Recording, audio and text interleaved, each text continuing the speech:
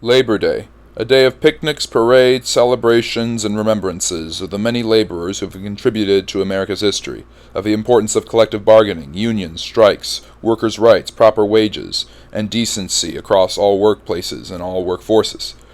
The holiday stands as a reminder of the grit and tenacity of the American worker through many generations in all different types of fields, helping America grow and become as prosperous as it does. It is also a testament to the continual influence of organized labor, strikes, and unions in doing everything it can to provide for workers. Comparable to International Workers' Day, which is celebrated on May Day, May 1st, throughout much of the world, pictured here in red, Labor Day is celebrated in the United States, Canada, Japan, and Australia, as well as the UK, Finland, and other countries who celebrate both. However, it is far less popular than International Workers' Day and far less radical as American holidays tend to be. Yet at the same time, it actually predates its contemporary by 4 years, 1882 versus 1886, and as Americans tend to be, it's far more pro-capitalistic.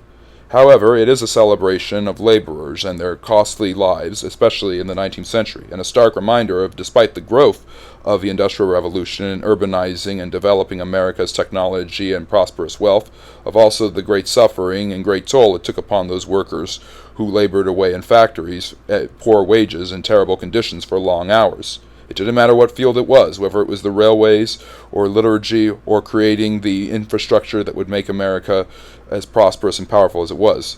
Laborers worked hard for low wages, especially in the beginning. As time went on, wages became better, conditions improved, and more people were able to move out of the tenements and slums of the inner city into the suburban area.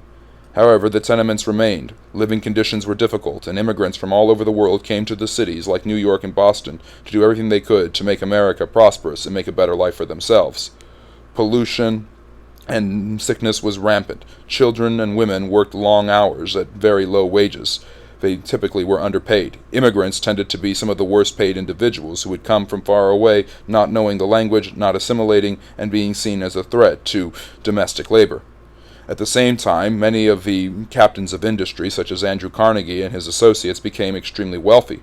These captains of industry created monopolies and trusts that dominated the workplaces. These robber barons, as they were known, would hoard huge amounts of the wealth. With about a sixth of the population owning 7/8 of the wealth, America's economic inequality was a huge issue.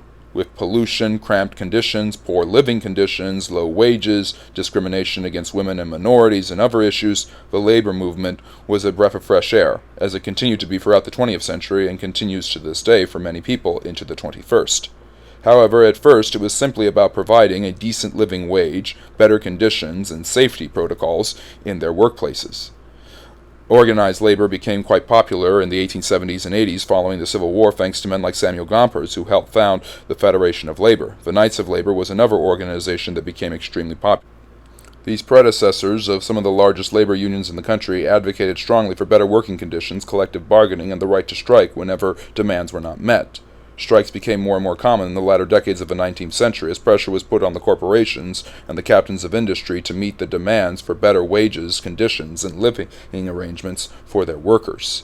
However, the government tended to side with the owners, believing that the wealth they produced was more than enough for the conditions they did not, and that the jobs they produced for their people were adequate. Labor did everything they could to get in the way, preventing people from filling in jobs, striking whenever they could, and demanding for change, as they do to this day.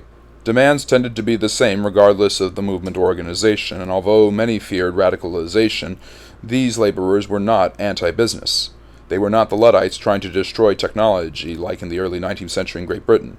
However, labor celebrations tended to be a little bit more peaceable. The Knights of Labor in 1882 organized the first Labor Day on a Tuesday, not a Monday, September the 5th, and the movement gained a lot of traction with the growing women's movement, the temperance movement, and the progressive movement as people all across the country sought to reshape and retexture society to work better for all people.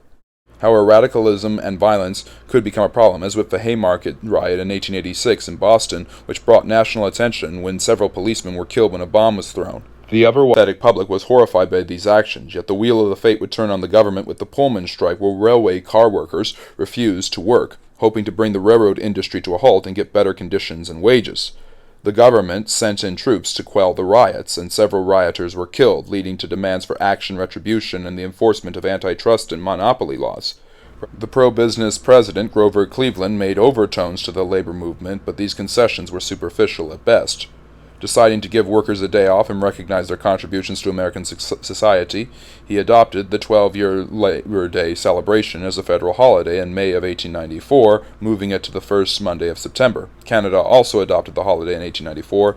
The holiday remained at first superficial as little change or reform was made. However, a much better president soon after Cleveland, Theodore Roosevelt, began enforcing antitrust laws and breaking the backs of the monopolies. As the captains of industry lost power, Henry Ford's invention of the assembly line made work much more valuable, specialization much more affordable, and gave workers more time off. Electric lighting soon made both factory and neighborhood safer, and people soon moved out of the city and into the suburbs. Things did improve for the American laborer, so much so that Labor Day became a celebration of victory and not just a superficial holiday where Americans celebrated their workers.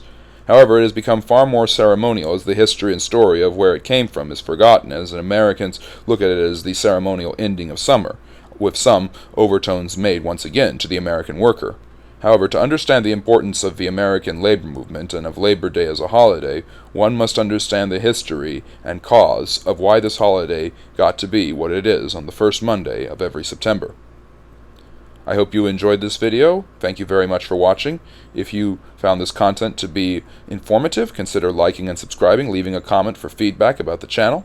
We are a growing channel here on YouTube, so I really appreciate any help you can get. If you really feel so inclined, you can join and become a member and get several special perks. I upload videos every Monday and Friday at 8 p.m. Eastern, early access for members, shorts every day, including bonus shorts and bonus videos for members, and I have live streams every Friday and Saturday and Sunday, answering all your questions related to history and social studies.